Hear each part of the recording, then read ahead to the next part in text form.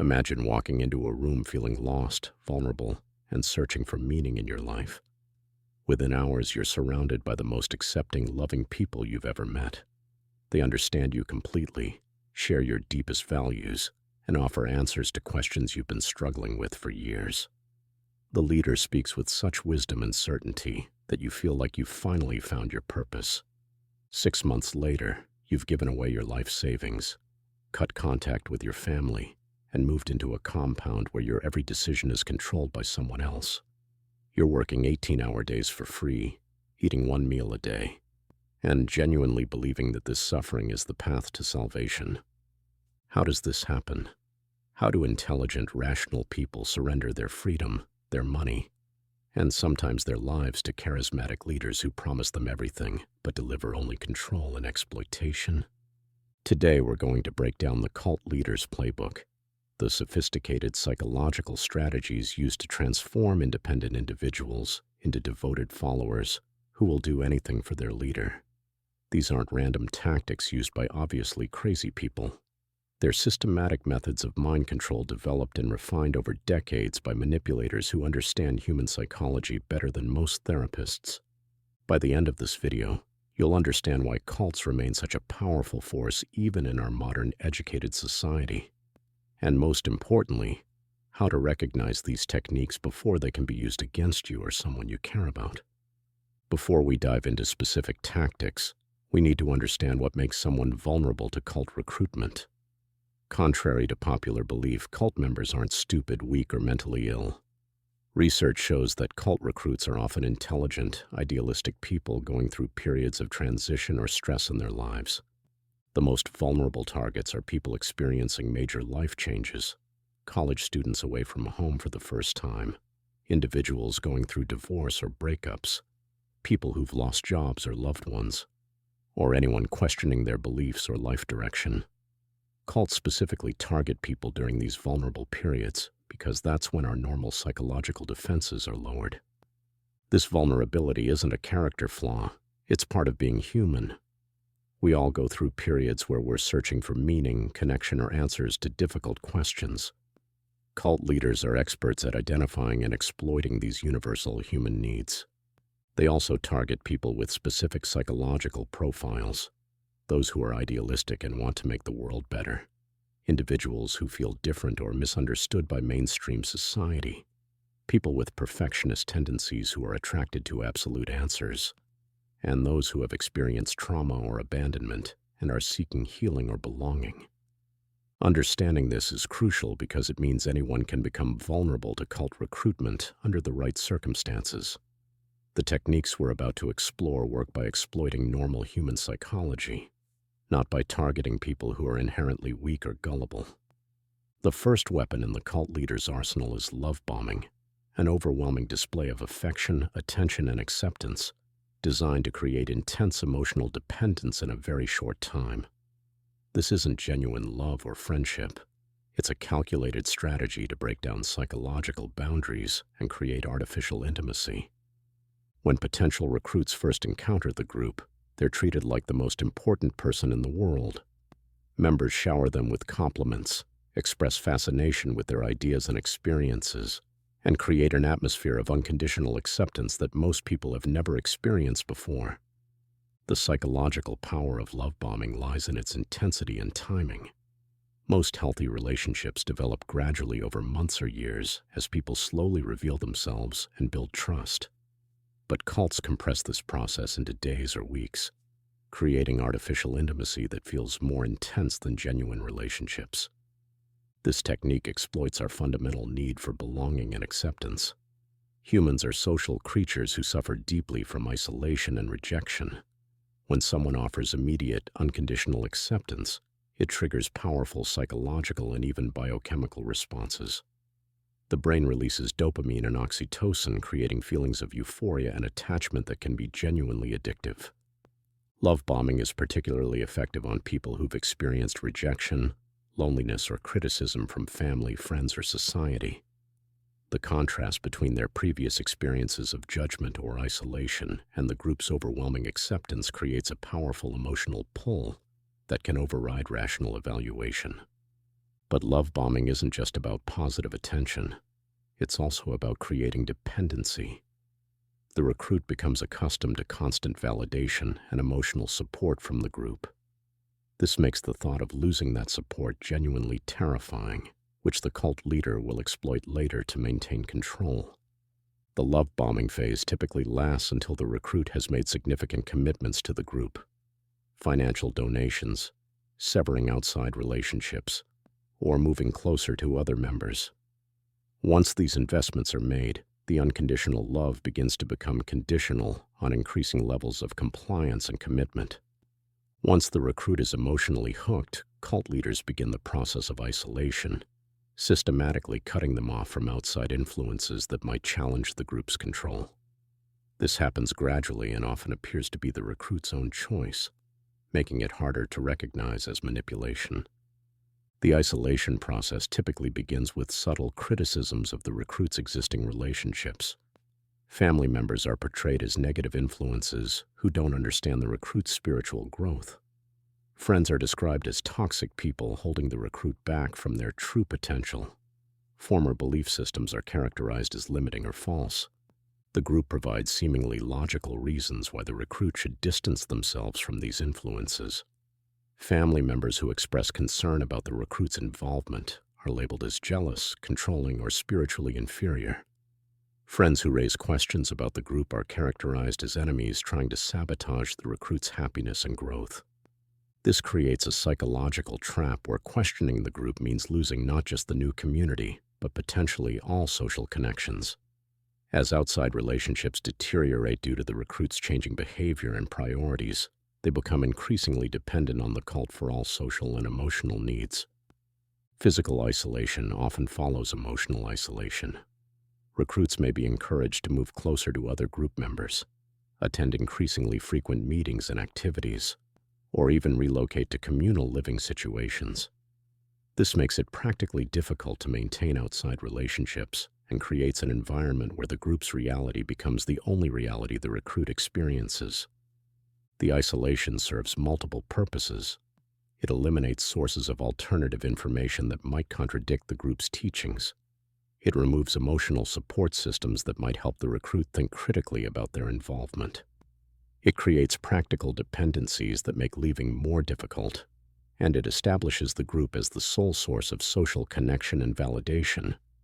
Once recruits are emotionally dependent and isolated, cult leaders introduce increasingly demanding requirements that gradually erode personal autonomy. This process, called progressive commitment, starts with small requests that seem reasonable and escalates to total control over major life decisions. Early commitments might involve attending additional meetings, reading group literature, or making small financial donations. These initial requests are usually presented as opportunities for growth or ways to demonstrate sincerity. Because they seem minor, most people comply without recognizing they're entering a system of escalating demands. Each act of compliance makes the next request easier to accept for several psychological reasons. First, people want to be consistent with their previous actions and avoid cognitive dissonance. If they've already invested time and money in the group, it becomes psychologically easier to justify additional investments than to admit they made a mistake. Second, the threshold for what seems reasonable gradually shifts. After making a $100 donation, a $500 donation doesn't seem as excessive. After attending meetings 3 times a week, daily meetings become normalized. After accepting minor lifestyle restrictions, major limitations on personal freedom become acceptable. Third, each act of compliance is reinforced with praise and acceptance from the group. The recruit's identity becomes increasingly tied to their role as a committed member, making it psychologically painful to consider actions that might jeopardize that identity. The progressive commitment strategy is particularly insidious because it appears to preserve free choice while systematically eliminating it. At each step, the recruit technically chooses to comply, making it harder to recognize they're being manipulated. By the time the demands become obviously unreasonable, the recruit has already made so many compromises that questioning the system would require admitting extensive self-deception. Financial exploitation often represents a major milestone in this process. Groups may start by requesting small donations, then gradually escalate to demands for life savings, property transfers, or unpaid labor. By the time these extreme financial demands are made, recruits have often already invested so much that they feel they must continue to protect their existing investments. Fear and threat are essential tools for maintaining control once initial recruitment is complete. Cult leaders create elaborate systems of psychological terror designed to make members afraid of questioning the group or considering departure. These fear systems operate on multiple levels. On a spiritual level, leaders claim that leaving the group will result in eternal damnation, loss of salvation, or spiritual catastrophe. They may teach that the outside world is controlled by evil forces and that only group members are protected from disaster. On a social level, members are taught that outsiders cannot be trusted and that leaving the group means losing all meaningful relationships and support. Since most members have already been isolated from outside connections, this threat feels very real and immediate. On a personal level, leaders often claim special insight into members' psychological weaknesses and predict terrible consequences if they leave the group's protective influence. They may threaten that former members inevitably experience depression, addiction, failure, or even suicide. Physical threats may also be employed, either explicitly or implicitly. Members might be told stories about terrible things that happened to people who betrayed the group, or they might witness punishments inflicted on others who questioned authority. The fear system is reinforced through the use of confession and information control. Members are encouraged to reveal their deepest secrets, fears, and shameful experiences to the group or leader. This information is then used to maintain control through blackmail, emotional manipulation, or threats of public humiliation. Cult leaders also create unpredictable reward and punishment systems that keep members in a constant state of anxiety about their standing in the group. Praise and criticism are distributed seemingly randomly, making members desperate to please the leader and afraid to take any action that might result in punishment or expulsion. This chronic fear state has several psychological effects. It impairs critical thinking by keeping members focused on immediate survival rather than long-term evaluation of their situation. It creates learned helplessness by making members feel powerless to control their circumstances, and it increases dependency on the leader as the only source of safety and protection. Group pressure and conformity represent another crucial element of cult control. Humans are naturally influenced by social pressure, and cult leaders create artificial environments where this tendency is exploited to maximum effect. Cult meetings and activities are carefully orchestrated to maximize social pressure for conformity. Members may be required to participate in group confessions, where they publicly admit their flaws and express gratitude for the leader's guidance. They might engage in repetitive chanting, singing, or physical activities designed to induce altered states of consciousness that reduce critical thinking. Dissent is not just discouraged, but made psychologically impossible through various social controls. Members who express doubts may be subjected to group confrontation sessions, where their concerns are reframed as personal weaknesses or spiritual failures.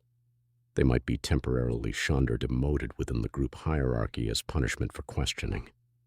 The group often employs what psychologists call false consensus, where members are encouraged to express agreement even when they privately have doubts. This creates an illusion that everyone fully supports the leader and group teachings, making individual members feel isolated and abnormal if they experience uncertainty. Peer pressure is intensified through the use of confession and mutual surveillance. Members are encouraged to report on each other's doubts, violations of group rules, or expressions of disloyalty. This creates an atmosphere where everyone is both watched and watching, making private dissent extremely difficult. The group may also employ love withdrawal as a control mechanism. Members who comply fully receive warmth and acceptance, while those who show any signs of doubt experience coldness and rejection from the community. Since members have typically been isolated from outside relationships, this social rejection feels devastating and motivates immediate compliance. Competitive dynamics are often introduced where members compete for the leader's approval and elevated status within the group. This creates additional pressure to demonstrate commitment through increasingly extreme actions and makes members reluctant to express any doubts that might disadvantage them in the competition for recognition. Perhaps the most sophisticated weapon in the cult leader's arsenal is the systematic destruction of critical thinking through information control and thought manipulation. Cult leaders don't just want behavioral compliance. They want to control how members think and perceive reality. This process begins with establishing the leader as the ultimate authority on truth and reality. Members are taught that their own thoughts and perceptions are unreliable, while the leader possesses special insight, divine guidance, or superior wisdom that makes their interpretations of events unquestionable. Critical thinking is actively discouraged through various means.